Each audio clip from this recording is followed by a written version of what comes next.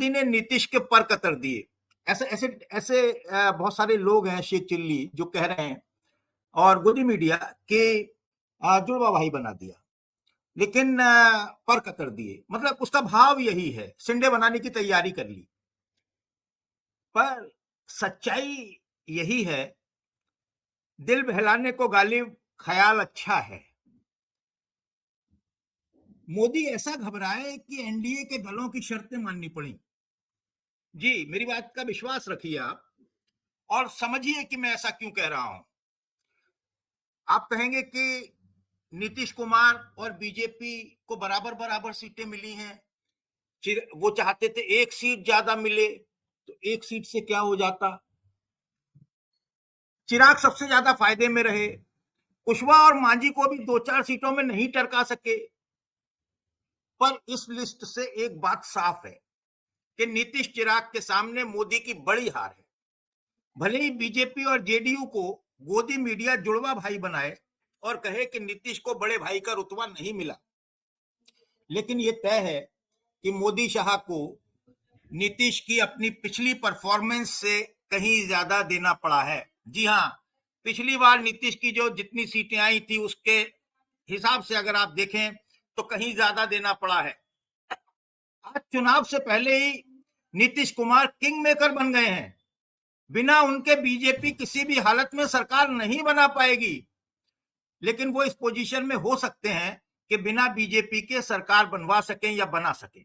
जी हाँ, तो ये तो एक बड़ी हार, जो सोच रहे थे कि इस तरह से कुछ किया जाए कि अब लोग कह रहे हैं कि वो जो चिराग और मांझी और उपेंद्र कुशवाहा के जो हैं वो भी तो मोदी के ही हैं, तो मिला लीजिए। लेकिन उन्हें सीटें कहाँ की दी हैं, किसको कहाँ सीटें लड़वाई हैं, ये सब आप जब नापेंगे जोखेंगे तो आपको पता चलेगा कि किसके हाथ में बाबा जी का ठुल्लू है और कौन किंग मेकर है। 1-2 दिन में ये सारी तस्वीर हम आपको धीरे धीरे करके साफ करेंगे और बताएंगे।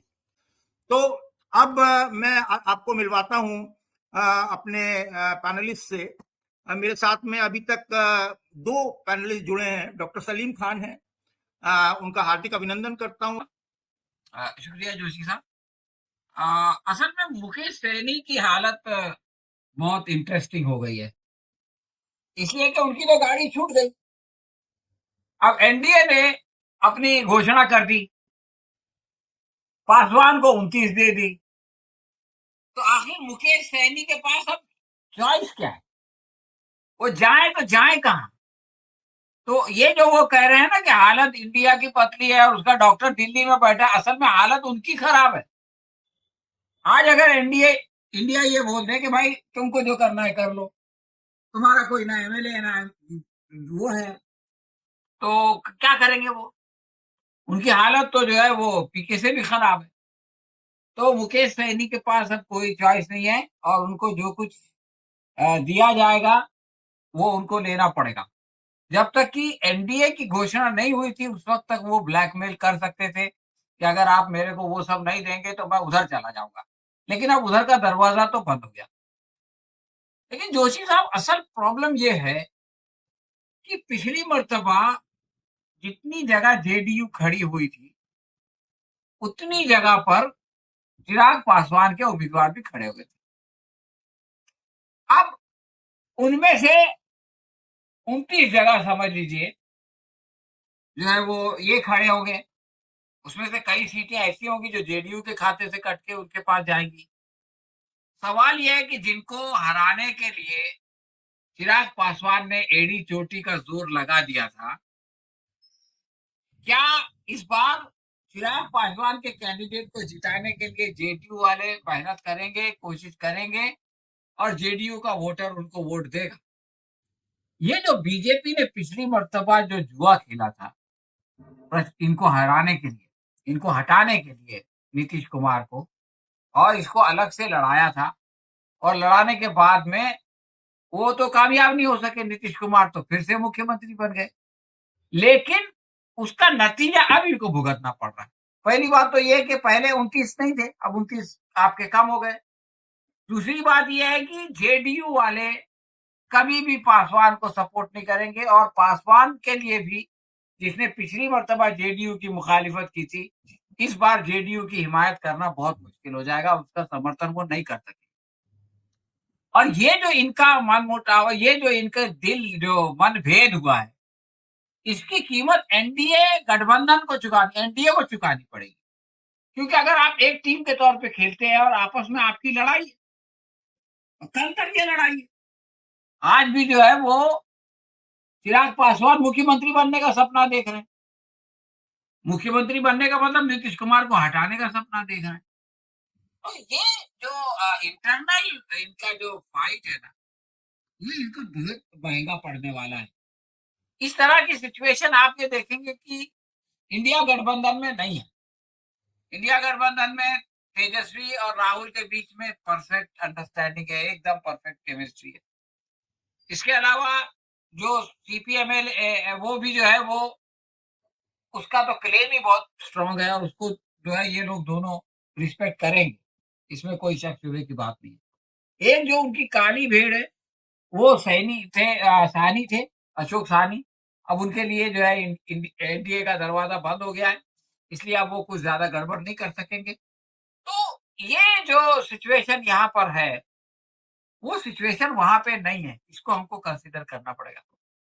एक और बात की तरफ मैं आपका ध्यान आकर्षित करना चाहता हूँ जोशी साहब, कि बीजेपी के पास जो सबसे बड़ी मुश्किल है इंटरनल फाइट के अलावा, वो है मुद्दे का अभाव। आपने देखा होगा कल अमित शाह ने जो है वो अ, जागरण अखबार के उसमें बातचीत की। साहित्य में उसको क्यों बुलाया गया मेरी समझ में नहीं आता।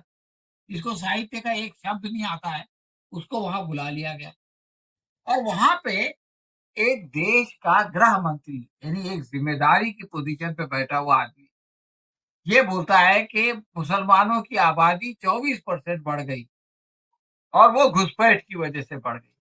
पहले तो ये कहते थे कि मुसलमान जो है वो ज्यादा बच्चे पैदा करते हैं इसलिए इनकी आबादी बढ़ी।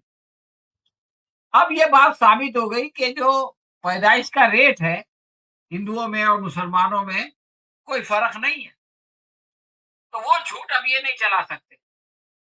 अब इन्होंने फर्क बताया कि शरणार्थी और घुसपैठ का फर्क ये है कि जिसके ऊपर उत्पीड़न होता है धार्मिक, वो अगर आए तो वो शरणार्थी है और मुसलमानों पे तो बांग्लादेश और पाकिस्तान में उत्पीड़न नहीं होता, इसलिए वो अगर आते हैं तो वो आर्थिक कारणों से और दूसरे कारण भी उन्होंने बताए उससे आते हैं। अब यहाँ पर अमित शाह इतनी बुरी तरह फंसे। पहली बात तो ये है कि 11 साल से आपकी सरकार है, आपकी जिम्मेदारी है कि आप जो है वो सीमा की सुरक्षा करें और आप ये कह रहे हैं कि 24% आबादी बढ़ गई, यानी 14 करोड़ मुसलमानों की आबादी 20 करोड़ है, 24% यानी 5 करोड़। 5 करोड़ लोग आ गए, आप क्या कर रहे थे? आपने क्यों उनको आने दिया? तो ये तो उल्टा उन्हीं के ऊपर आ गया।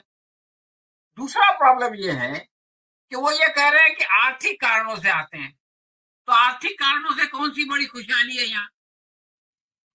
45 साल में सबसे ज्यादा बेरोजगारी आजकल भारत में। भारत से लोग जो है वो कंटेनर में बैठ के अपनी जान को बाजी लगा के अमेरिका जाते हैं, कनाडा जाते हैं और वो लैटिन अमेरिका जाते हैं, वहां से अपनी जान पे खेल के अमेरिका आते हैं। तो सवाल ये है कि भारत के लोग जो अपने भविष्य को उज्जवल करने के लिए यूरोप जा रहे हैं, अमेरिका जा रहे हैं, तो बांग्लादेश और पाकिस्तान के लोग जो है वो यूरोप और अमेरिका क्यों न जाएं? वो भारत क्यों आए? और अगर भारत में इतनी खुशहाली है तो भारत के लोग क्यों बाहर जाएं? तो लाखों लोगों ने तो अपनी नागरिकता छोड़ दी। जितने लोगों को इन्होंने सीए एनआरसी का भी बहुत लंबा चौड़ा बखान उन्होंने किया, जितने लोगों को उन्होंने नागरिकता नहीं दी उससे कई गुना ज्यादा लोगों ने जो भारतीय नागरिक थे उन्होंने छोड़ी। तो मैं ये बात कहना चाहता हूं कि बिहार में चुनाव लड़ने के लिए इनके पास कोई ऐसा मुद्दा नहीं है कि जिसकी बुनियाद पर ये जनता से वोट मांग सके, जनता से जो है वो समर्थन मांग सके। इसलिए ये ऐसा झूठ बोल रहे हैं जिसको कि कोई बड़ा से बड़ा जो है मूर्ख आदमी भी इसको कबूल ना करे।